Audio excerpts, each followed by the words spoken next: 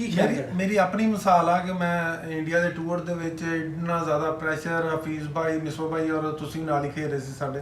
मैं जब net practice करता था, इरफान मेरे साथ खेलता था, तो मैं इसको कहता भाई मैं आपको बैटिंग नहीं करूंगा, मुझे तो वैसे ही अगला वाला बॉल मेरे सर पे आ जाता, तो मैंने कहा नहीं भाई कोई लग रहा है कोई उम्मीद की किरण आपके अंदर अभी जिंदा है।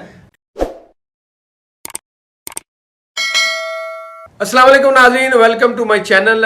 आज हमारे वेरी स्पेशल गेस्ट जिसको मैंने इनवाइट किया है और बड़ी कोशिश के बाद, जद्दोजहद के बाद उनको मैंने फाइनली अपने इस चैनल के लिए उनको बुला लिया है और दुनिया के टॉलेस्ट क्रिकेटर में उनका शुमार होता है, बिल्कुल one and only Mohammad Irfan साहब। अस्सलाम वालेकुम इरफान भाई। वालेकुम सलाम सईद भाई, कैसे हैं? ये मैंने आपको गलत तो नहीं कहा, टॉलेस्ट प्लेयर नहीं है ना आप दुनिया के? सबसे लंबा प्लेयर, सबसे लंबा प्लेयर। हाँ बिल्कुल, नज़र भी आ रहा है। वो याद है आपने मुझे फैसलाबाद में कहा था कि सईद भाई मेरे नाप ਦੇ ਟਰਾਊਜ਼ਰ ਨਹੀਂ ਲੱਭਦੇ ਤੇ ਤੁਹਾਡੀ ਫੈਕਟਰੀ ਦੇ ਵਿੱਚੋਂ ਮੈਂ ਟਰਾਊਜ਼ਰ ਬਣਾਉਣੇ ਆ, ਤੇ ਮੈਂ ਉਹਨਾਂ ਨੂੰ ਕਿਹਾ, ਤੁਹਾਨੂੰ ਪੁੱਛਿਆ ਲੈਂਥ ਕਿੰਨੀ ਹੈ, ਤੁਸੀਂ ਕਿਹਾ 54। ਹਾਂਜੀ।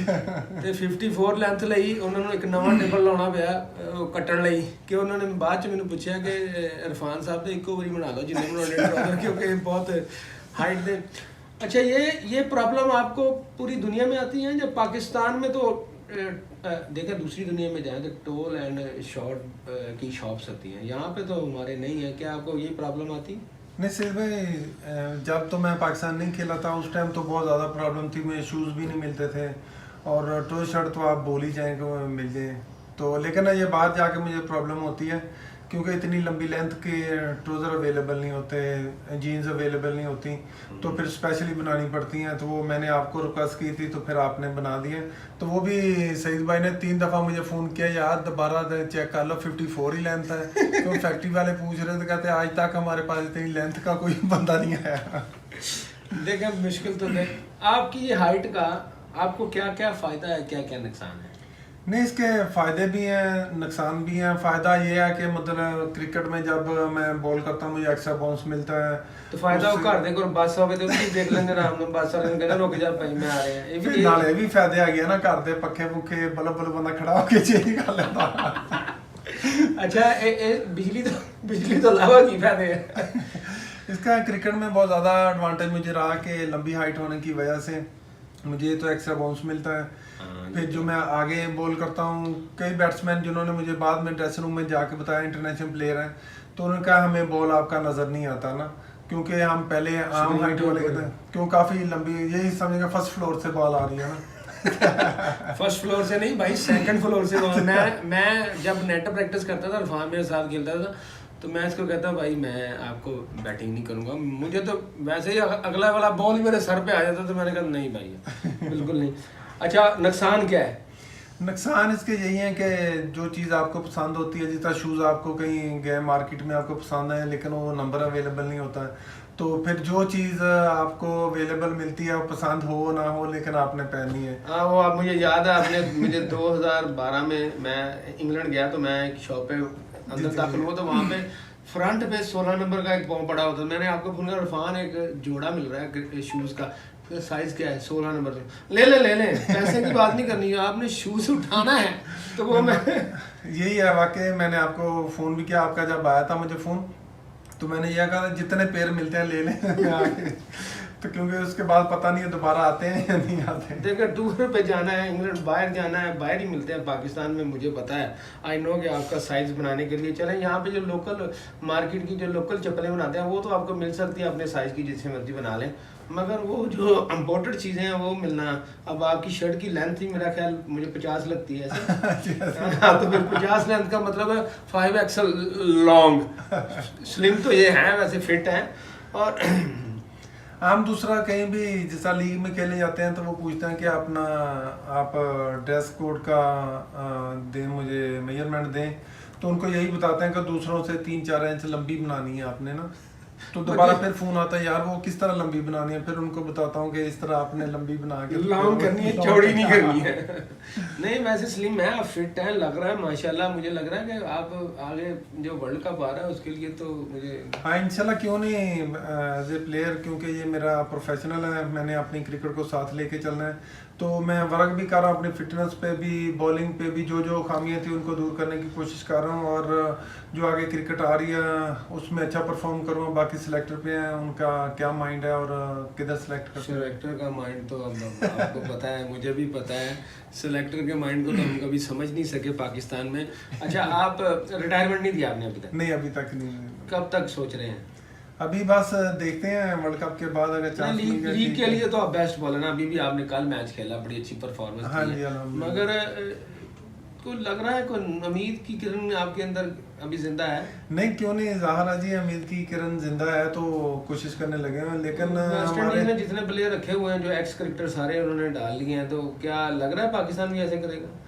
नहीं, ये तो इनका माइंड का नहीं पता चलता, क्योंकि ज़्यादा आपको गेट टुगेदर इकट्ठे का इस तरह करना पड़ता है, यंगस्टर और सीनियर का मिक्स लेके आपको चलना पड़ता है, क्योंकि जब मुश्किल कंडीशन आती है ना उस टाइम सीनियर ही यंगस्टर को बता सकता था हमने किस तरह इस मुश्किल हालात से निकलना है। जिस तरह मैं अपनी मिसाल देता हूँ, जिस तरह मैं जब आया हूँ 2010 और दोबारा कम बैक हुआ 2012 में, तो आप थे, हफीज़ भाई थे, मिसबा भाई थे, इनसे मैंने काफ़ी कुछ सीखा। फिर ग्राउंड में जाके जिस तरह आप हमें अभी तो पंजाबी के जूते लगाते थे, हमारे ऊपर प्रेशर तो होता था, तो लेकिन जब इस तरह की बातें सुनते थे ना आप, हमें आपको पता चल जाता था यार प्लेयर ये थोड़ा टेंशन में है, इसको किस तरह यहाँ से निकालना है।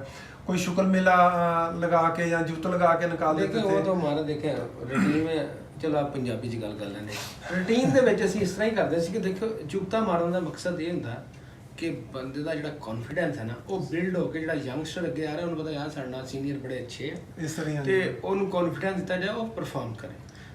ਕੀ ਮੇਰੀ ਆਪਣੀ ਮਿਸਾਲ ਆ ਕਿ ਮੈਂ ਇੰਡੀਆ ਦੇ ਟੂਰ ਦੇ ਵਿੱਚ ਇੰਨਾ ਜ਼ਿਆਦਾ ਪ੍ਰੈਸ਼ਰ, ਹਫੀਜ਼ ਭਾਈ, ਮਿਸਬਾ ਭਾਈ ਔਰ ਤੁਸੀਂ ਨਾਲ ਹੀ ਖੇਡ ਰਹੇ ਸੀ ਸਾਡੇ, ਜਦੋਂ ਬੈਂਗਲੌਰ ਦੇ ਵਿੱਚ ਪਹਿਲਾ T20 ਹੋਵੇ 1 ਲੱਖ ਬੰਦਾ ਪਿੱਛੇ ਬੈਠਾ, ਉਹਨਾਂ ਦਾ ਸ਼ੋਅ ਵੀ ਸਾਨੂੰ ਕੱਢਦੇ ਸੀ ज़ाहरा जी वो सुनदियां सी, लेकिन ਅਸੀਂ नहीं यार मेरे इंडियन फैन ये सुन रहे हैं, देखे 1 लाख बंदा था और उन्होंने सब ने हमें वो गालियां भी निकाली, जूते भी मारी, मगर ये है कि ये क्योंकि ये हर कंट्री में ऐसा होता ही रहा है, क्योंकि उनका होम ग्राउंड है इंडिया का, तो वो तो हमें तो तुनेगा ही, बट ये है कि मज़ा इंडिया जाता सी, बहुत ज़्यादा मज़ा आया। तो लेकिन मैंने उसको ये ज़्यादा कैरी किया उस चीज़ को, क्योंकि पीछे शोर बहुत ज़्यादा था, तो मैं जब जैसे ही हमने पहला आउट किया ना उसके बाद जैसे वो खामोशी आई, फिर मेरे अंदर एक होगा यार नहीं बस इनको चुप कराना है, किस तरह कराना है, तो फिर मेरे अंदर ये एक जज्बा था या बाउंड्री नहीं खानी, आउट करना, जैसे ही आउट और बाउंड्री नहीं खाते तो पीछे सारे चुप करे, तो मैंने उस चीज़ को एंजॉय किया। फिर आप लोगों ने बहुत ज़्यादा सपोर्ट किया था, जिसकी वजह से ये जो एक प्रेशर होता है वो मेरे पे नहीं आया था। आपने लास्ट जो इंटरनेशनल मैच खेला है पाकिस्तान के साथ वो कब खेला था? मैंने T20 खेला पीछे, जब पाकिस्तान की टीम गई थी ऑस्ट्रेलिया टूर पे, तो वो मेरा लास्ट मैच था 18 में। हाँ 19-20 अभी तो बड़ा टाइम बाकी है, बड़ा सुकून है, चिल है, आ जाएगा इंशाल्लाह, मुझे उम्मीद है कि नाम अल्लाह करे आपका आ जाए। इसके अलावा अपने कैरियर में बताएं, आपकी शादी हो चुकी है? हाँ जी, मैं शुक्र अल्हम्दुलिल्लाह, क्रिकेट में आने से पहले ही अच्छा मेरी तरह घर वालों ने कहा मुंडे ਨੂੰ ਸੰਭਾਲ ਲੈ ਨਾ ਹੱਥੋਂ ਨਿਕਲ ਜਾਵੇ, ਮੁੰਡਾ ਕਿਤੋਂ ਸੰਭਾਲ ਕੱਟ ਕੇ ਉਹਨਾਂ ਨੇ ਪੇਟੀ 'ਚ ਵਾੜ ਕੇ ਰੱਖਿਆ ਸੀਗਾ, ਬੜੀ ਮੁਸ਼ਕਿਲ ਨਾਲ ਸੰਭਾਲਿਆ ਸੀ, ਏਡਾ ਵੱਡਾ ਮੁੰਡਾ ਕਿੱਥੇ ਸੰਭਾਲਿਆ ਜਾਂਦਾ। बच्चे कितने हैं आपके? मेरे माशाल्लाह 3 बेटे और 2 बेटियां। माशाल्लाह भरपूर फैमिली के साथ। और जो आपको वो पेंट की मशहूरी में आए थे उसमें उन्होंने आपको क्या मतलब कि पेंट क्या छत पे उन्होंने कहा था करना कि दीवारों के ऊपर? सारी दीवारों पे भी करना है, छत पे भी। उन्होंने आपको भी पूरा पेंट किया था, उसमें तो उनकी मतलब 25 बाल्टियां लगी होंगी। वो तो बहुत ज्यादा उन्होंने किया था। वो हमारा जो था पेप्सी का शूट था, आप भी थे, आप एंड पे आए थे, लेकिन हम पहले खज्जल ख्वार हो चुके थे। मगर हुआ इनके लिए उन्होंने वो 5 लीटर की बोतल मंगाई थी, तो इनको पिलानी है, तो ये 1 घूंट में उसको खत्म कर गए। 1 घूंट में पी के फिर बाहर भी निकालनी। अब बाहर निकालने के लिए पूरे वो मतलब कि लॉन में वो कीचड़ हो गया, वो उल्टी। मैंने कहा भाई स्विमिंग पूल बन गया। वैसे आपका जो ये मज़े हैं, ये सारे मतलब कि खेलते हुए मज़े जितने आते हैं वो उसका कोई और ही बात है। आपके फैंस हैं, आपके इतने लवर हैं, और माशाल्लाह शुक्र मिला तो हम वैसे ही लगा रहे हैं। जो आपके जो लवर हैं वो आपको हमेशा मिस करते हैं, वो चाह रहे हैं कि अभी आप टीम में आओ।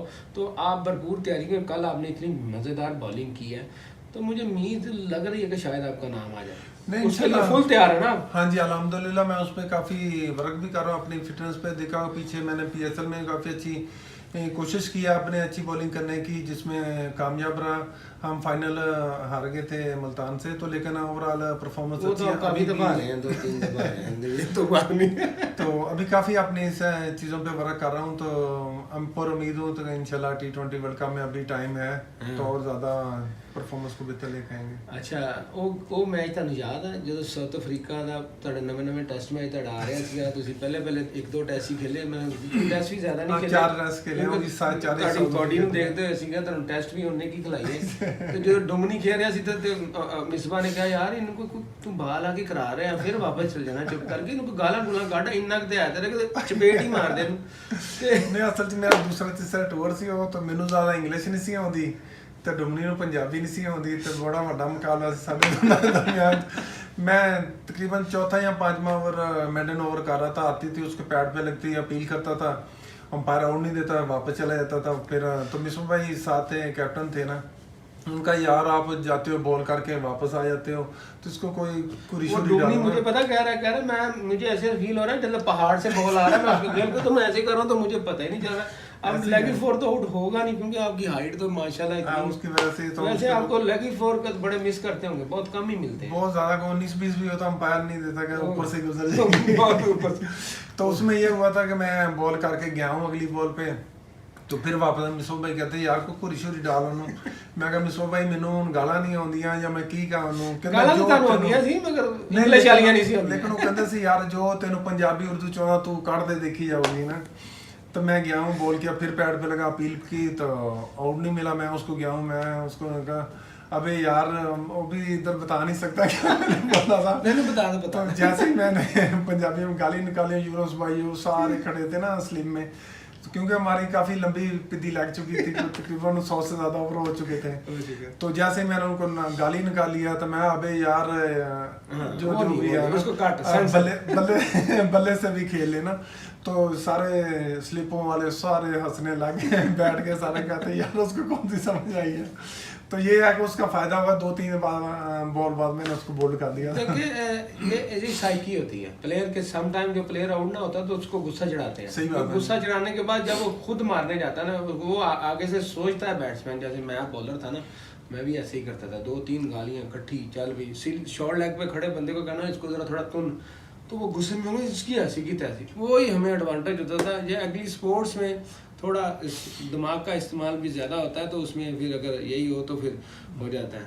तो इरफान भाई बहुत शुक्रिया आपका, आपके दोबारा ट्राउज़र का मैं अरेंज कर दूंगा इंशाल्लाह, शुक्र हो जाए, क्योंकि इनका ट्राउज़र बनाने के लिए 3 हफ्ते लगते हैं, तो वो आपको इंशाल्लाह वो बनवा दूंगा। मगर ये है कि आपका मेरे चैनल पे आने का बहुत शुक्रिया। कोई स्पेशल पैगाम देना चाहते हैं मोहब्बत से मेरी तरफ से या अपनी तरफ से, तो आप दे सकते हैं। नहीं, सबके लिए यही है, पाकिस्तान में जितने भी लोग और हमारे फ़ैन हैं क्रिकेट को सपोर्ट करें और दुआ करें हम सब के लिए, क्योंकि हम कोशिश करते हैं ग्राउंड में जाके अच्छा परफॉर्म करें। और सईद भाई जिस तरह क्रिकेट को प्रमोट कर रहे हैं, इनके लिए भी दुआ करें और कोई ना कोई इस तरह का काम करें जिससे पाकिस्तान का नाम रोशन हो।